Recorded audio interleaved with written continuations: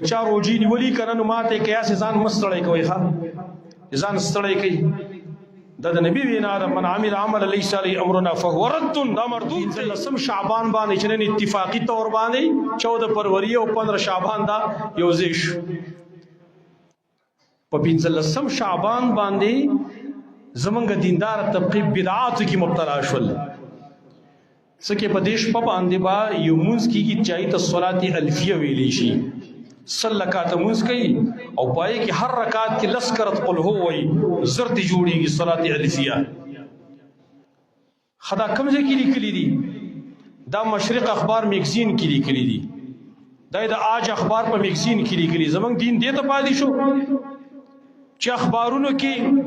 حلوا خور مولا بلګیای بلیکل کوي حلوا خور د خپل خېټې راډه کول د پاره خلق په بدعات کې مبتلا کوي بدیش په مونږ دی او سار له بیا روزه نیسي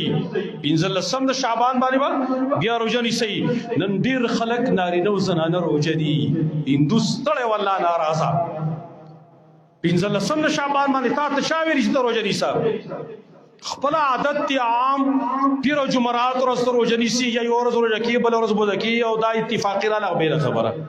لیکن په دې نیت چې دا 15 لسم د شعبان دی په دې بزر روزه نیسم دا سوچ بدعت دی دا سوچ ناروا ده گمراهی ده کل بدعت ضلاله هر بدعت گمراهی ده د الله نبی صفا الفاظ باندې ویلو صفا الفاظ باندې من عمل عملا ليس عليه امرنا فهو رد چا چې د سیو عملو کو چې هغه باندې زمون حکم نو دا مردود دی مردود دی ته کیږي د مخنه ولولي یو نا منظور خو بس نه منظور ده مردود دی ته کې د مخنه ولولي فهو رد دا مردود دی دا عمل 15 لسم د شعبان روزه تحدی سره ویو چیرې سره ویو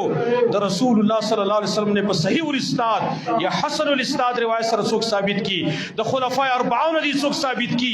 10 مبشرون نے څوک ثابت کی بلکې د جمی صحابه کرامو نے څوک ثابت کی چې هغه د 15 لسم